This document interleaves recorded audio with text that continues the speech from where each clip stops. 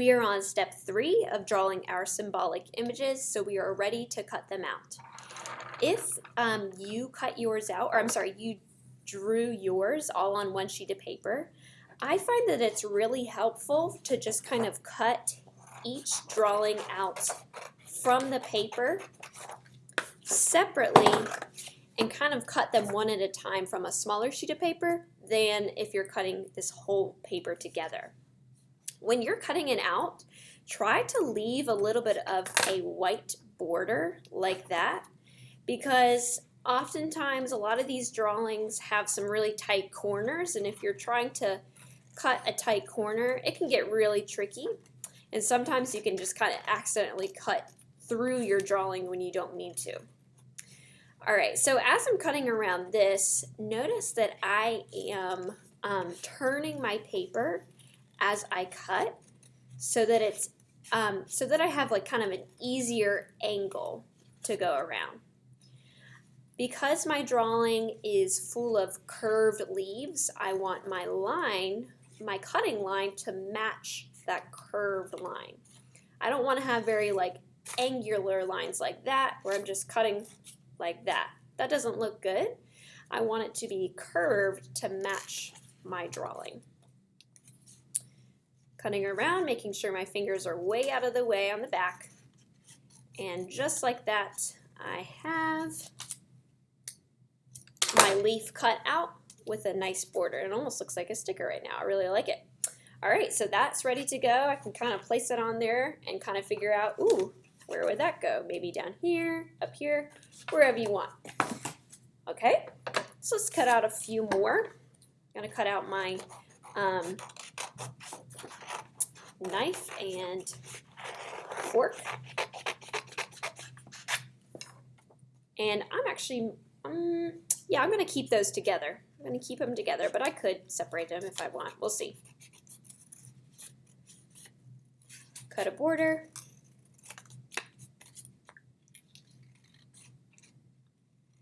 When you are cutting, try to use the back of your scissors like we've mentioned before instead of just the tip of your scissors. If you use the tip of your scissors, you just tend to get those kind of choppy cutting lines that don't look as good. And I can picture, because these are long and tall, this making a really good picture for the border like that, since the border is long and tall too. Okay. Let's cut out our little cat.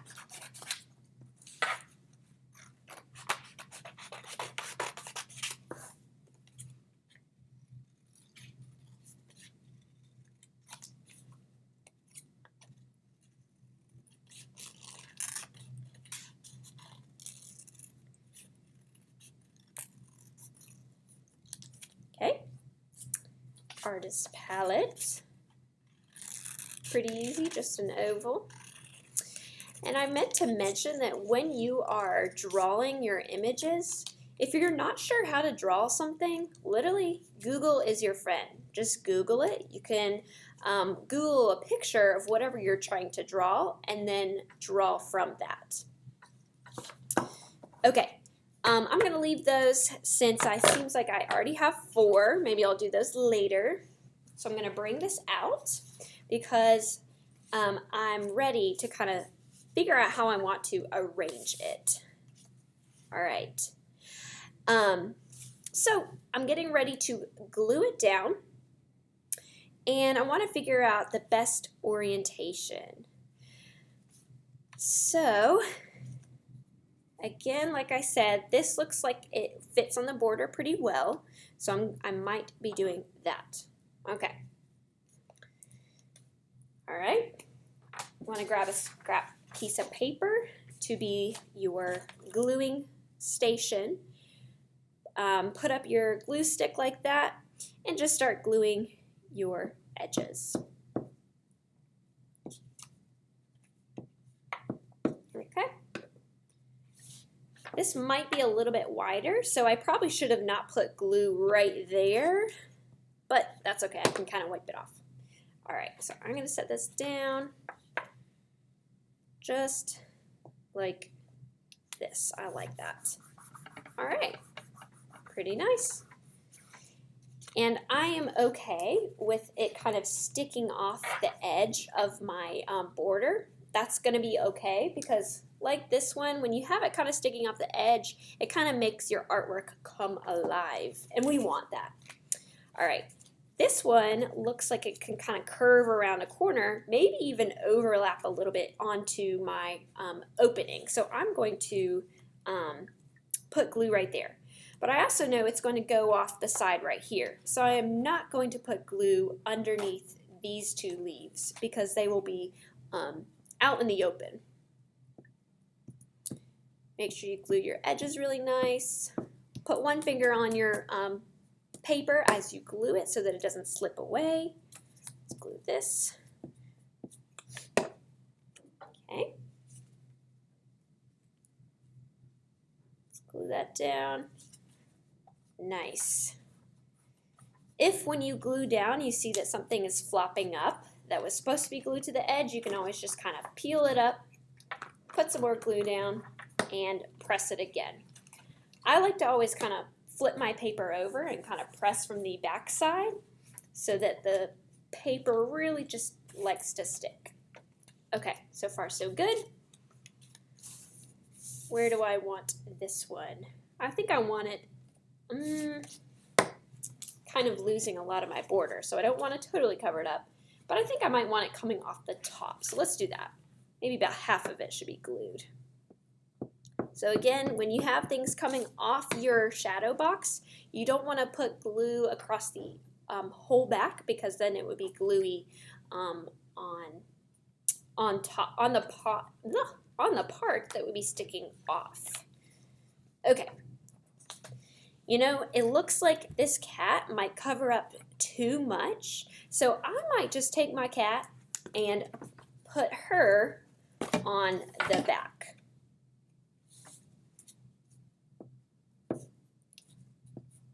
And even though she's on the back, I still have at least 4 symbolic images, so I would get credit. Press it down, use my glue stick, cap, and I'm done. All right, you guys, so that is part 1. That's creating the 4 to 6 symbolic images. Now it's time to start thinking about the inside of your shadow box. We are not in this video going to learn how to attach it inside yet. We'll learn that in the next video. But you have 2 options for the picture on the inside. So you can either find a picture of yourself, print it out, and glue it to some scrap cardboard, or you can draw a picture of yourself on that thick white paper that we were using and use that. So if you want to print a picture, I would just say, yeah, if you want to print a picture, make sure that it is scaled down. So sometimes our computers, when you click print, it says scale, and you can make it at 50% instead of 100%. So that's like a little setting you can change on your computer. And when you print it, it will be a little bit smaller so that it's fitting inside your rectangle. If you do not have a printer, that is a-okay, and you can just draw yourself. So we're going to talk about that right now. So I'd bring this paper back out, and I'd grab my pencil again, and I want to make sure that I'm drawing it a right size that will have, that will be tall enough to be kind of sitting up in my opening, but also not too big that maybe my head's disappearing behind that section. So about the size of my glue stick with that height is a pretty good height. So I'm going to just make some lines. Okay, whenever you're drawing yourself, you always want to start with an oval. So we're almost drawing a self-portrait. And I just want to put a disclaimer here. I am not drawing a photoreal, totally realistic drawing of a person. I'm really just drawing somewhat of a cartoon version of a person. So I'm going to just start with myself. I'm going to start with an oval. And when you're drawing eyes, nose, and a mouth, you want to put your eyes halfway down the head. And might look a little bit crazy when you draw 2 curved lines 2 curved lines for eyes, and your eyes look like aliens halfway down your head. But believe it or not, once you add the hair and the bangs, it's going to look more normal. So when you're drawing eyes, you'd use a curved line, another curved line, and draw 2 right next to each other. Not too wide and not too narrow. And they're almost like the shape of an almond. You want to draw a circle that fills the inside from the top to the bottom. That becomes your iris. You know what? We're too far apart, so I'm going to make it a little bit closer right here. That'll be better. And then you want to draw a pupil. A pupil is that dark center. Again, I'm just trying to draw just a basic version of a face. For a little nose, I'm just going to do like a little U. And then since I'm drawing myself, I am going to give myself some lips. But if you're a boy, sometimes adding lips makes it a little bit girlish. So you don't have to do that. So I'm going to just draw a smile like that and like that. And there we go. All right, so that I do not look bald, I'm going to draw some hair. And I don't really have bangs, but I'm going to just draw some kind of curly lines since I have curly hair. I also want to draw some ears, and that's just like a little line off the side. And I want to draw some hair on the top. And I'm just kind of curling the lines. I'm going to draw a neck, 2 lines going out like that. You don't want it too wide or too skinny. Make sure you draw lines right here to show like the back of your hair in the back, like that. If you drew any lines in the middle of your face, you can just erase those now. You don't need them. I'm going to draw some eyelashes. All right. No, it does not look exactly like me at all, but it's just a version of me. Okay.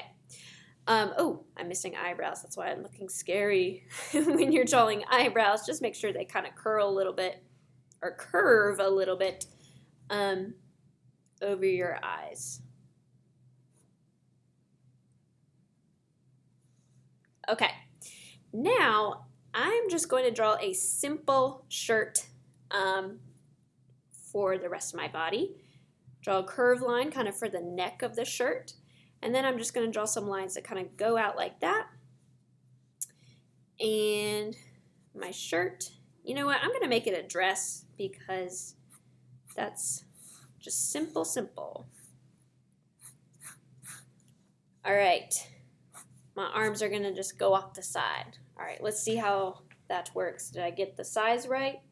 Yeah, I'd say so. I got the size okay. Let's bring it back up. And we're going to add some color to it after we outline.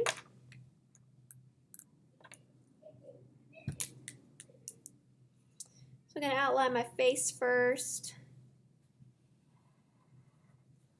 Might be helpful if you have a thin Sharpie for this actually.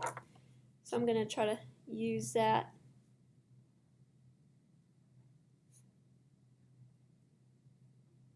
There are a lot of tutorials on how to draw faces on YouTube and online. So if you need a little extra help for drawing yourself, just Google that, just like you would Google how to draw certain things for your images, your other images. Plenty of resources out there. I'm going to use the thicker Sharpie for my hair.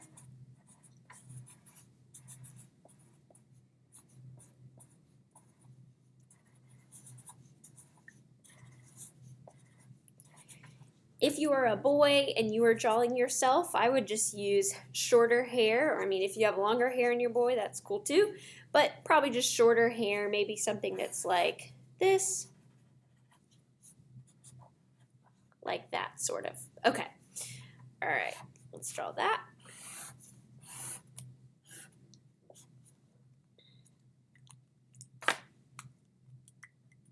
All right, did I get everything? Looks like I did. I'm going to take my eraser.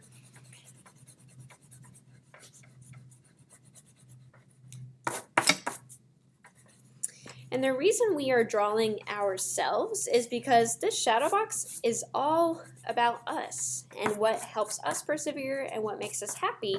So it would make sense that we have ourselves in the shadow box to represent us. I do want to make a note, if you are printing a picture, you can definitely print a picture of you with someone else, or even like a family picture.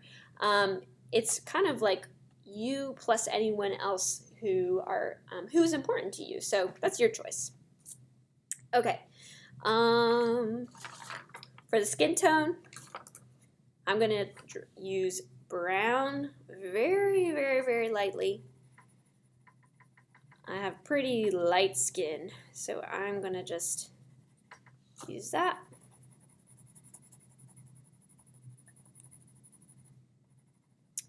Use whatever color you are. All right.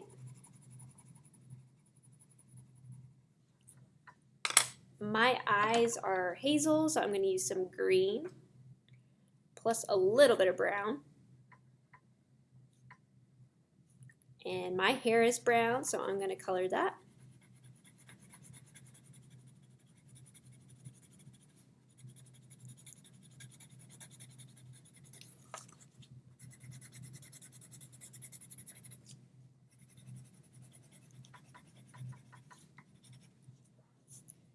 And I love the color orange, so I'm gonna make it an orange dress. Oops, I should have gone a little bit slower right there. I went into my neck.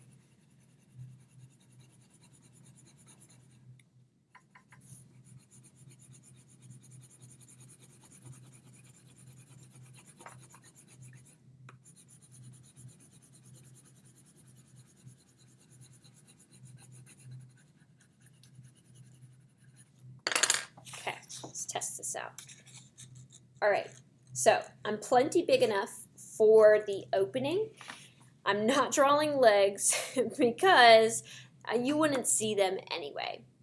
Okay, so now, oh, I need some arms. Need some arms.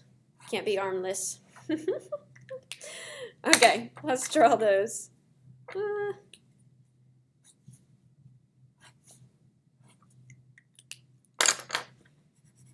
Very basic arms. Okay. All right. So when you're getting ready to cut out, you do need to think about how this flat picture, once you cut it out, is going to stand up 3D in your box. So that's why you are going to leave a tab. And a tab is just going to be a rectangle at the bottom of your drawing that you are going to be able to fold under so that something can stand up. So without a tab, which is like the drawing's feet, the drawing won't be able to stand up. So you have to include that. Okay, so I'm going to start cutting out.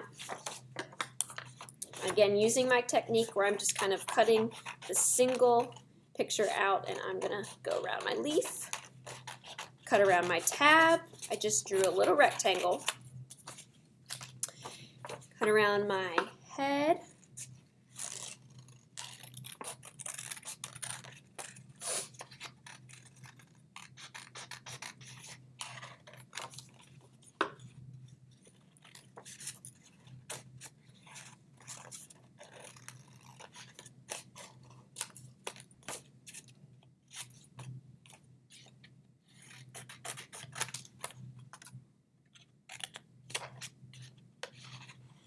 and almost ready.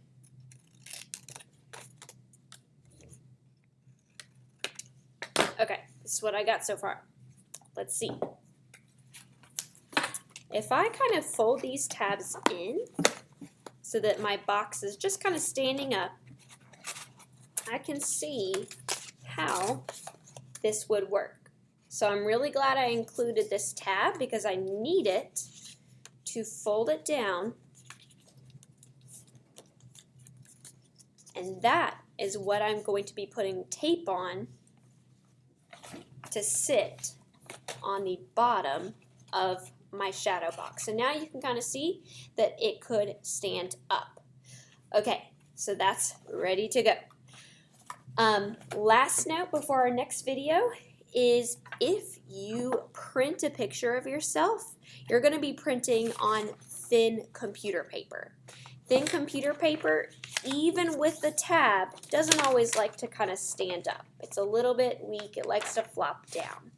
So what you can do is actually, let's pretend that this was a printed picture of me. You could grab some scrap piece of cardboard, maybe another box like this.